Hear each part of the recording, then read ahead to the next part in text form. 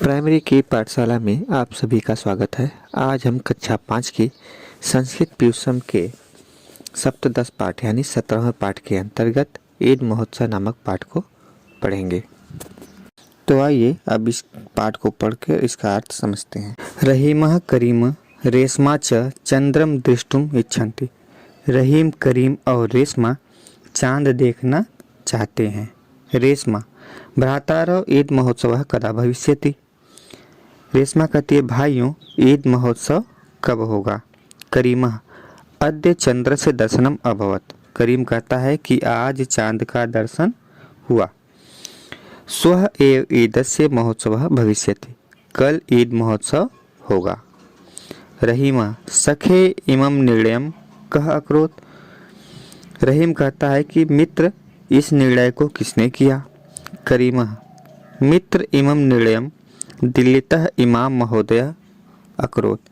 करीम कहता है कि हे मित्र, इस निर्णय को दिल्ली के इमाम महोदय ने किया। रात्रौ एव तस्य उद्घोषः अभवत्। रात को ही इसकी घोषणा हुई। रहीम स्वः वयं प्रातः एव ईदगाहं चलिष्याम। रहीम कहता है कि कल सुबह ही हम लोग ईदगाह को चलेंगे। करीमा वयं तत्र गमनाय नूतन वस्त्राणि एव धारिष्यामः।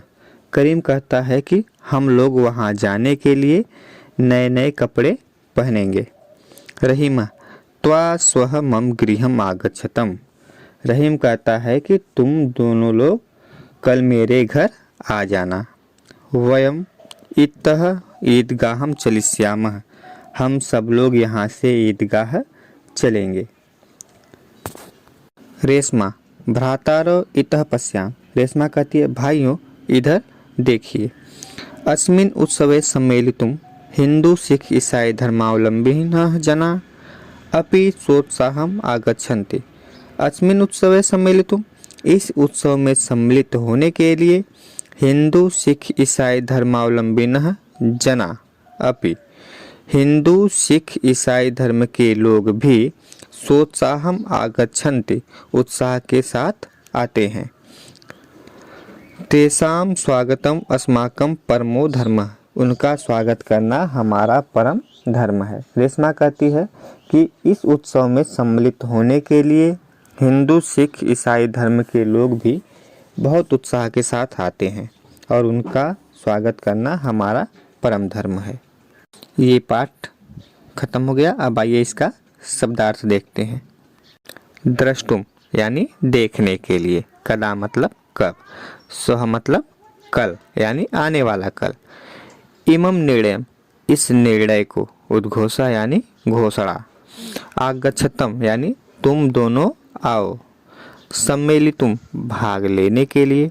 सोत्साहम का अर्थ होता है उत्साह के साथ। आइए अब इसके अभ्यास को देखते हैं। पहला है एक पदेन उत्तरत। एक पद में उत्तर दीजिए।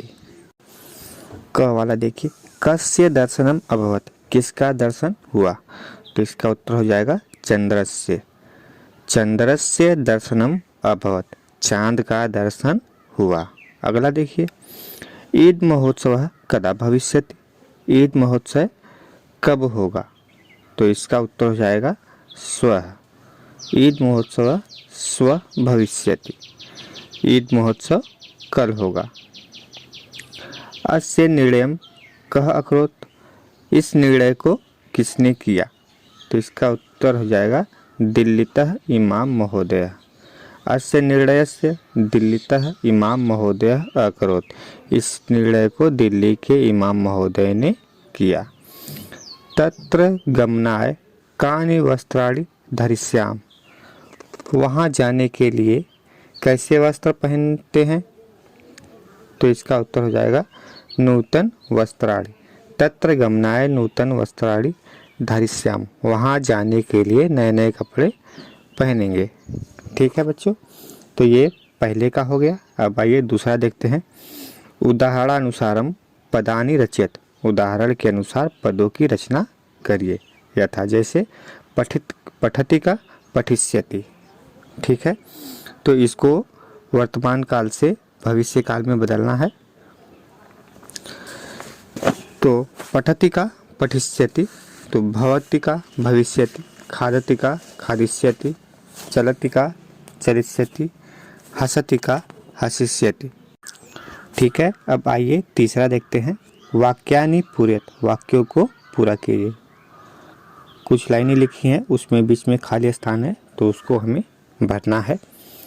तो पहला है अद्य चंद्रस्य दर्शनम, तो यहाँ खाली स्थान में हो जाएगा अभवत, मतलब आज चांद का दर्शन हुआ। ख वाला देखिए, अस्य निर्णयम दिल्लीतः इमाम महोदय अकरोत्, मतलब यह निर्णय दिल्ली के इमाम महोदय ने किया। ग वाला देखिए, त्वाम स्वः मम एव गृहम, खाली स्थान में हो जाएगा आगच्छतम। त्वाम स्वः मम एव गृहम आगच्छतम, तुम दोनों कल मेरे घर आ जाना। ठीक है, अब घ का देखिए, रात्र एव तस्य उद्घोषः अभवत, रात को ही इसकी घोषणा हुई। ठीक है, अब आइए चौथा देखते हैं।